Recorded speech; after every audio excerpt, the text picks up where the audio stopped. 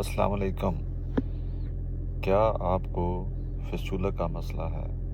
Fistula एक ऐसी बीमारी है जिसमें पेरिएनल रीजन में एब्सेस बनती है। खाने वाली जगह के साथ एक फोड़ा बनता है जो शदीद दर्द करता है, और उसके बाद ये फोड़ा बाज़ का खुद फट जाता है या इसकी सर्जिकल ट्रीटमेंट करानी पड़ती है। फोड़े में से रेशा निकलवाना पड़ता है। अब फोड़े के रेशा निकलने के बाद ये ज़ख़म नहीं भर रहा।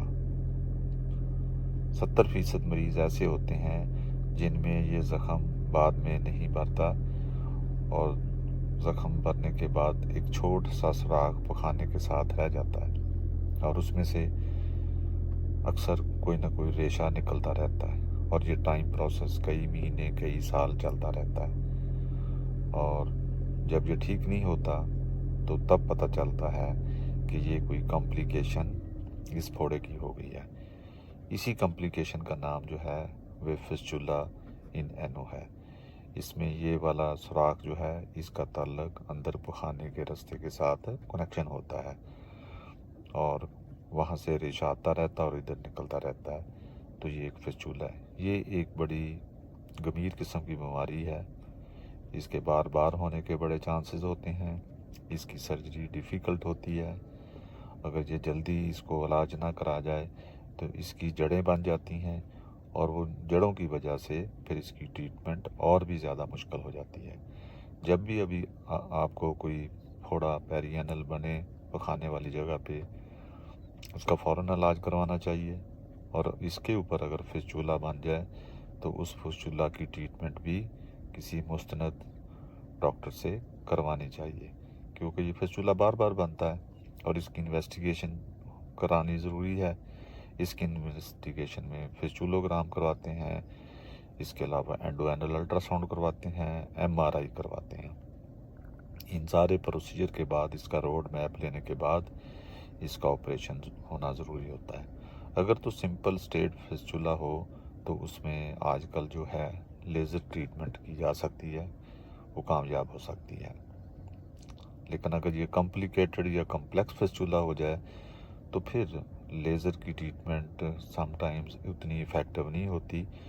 फिर कन्वेंशनल ट्रीटमेंट ही करनी पड़ती है, और कन्वेंशनल में भी इसके बार बार होने के चांसेस होते हैं।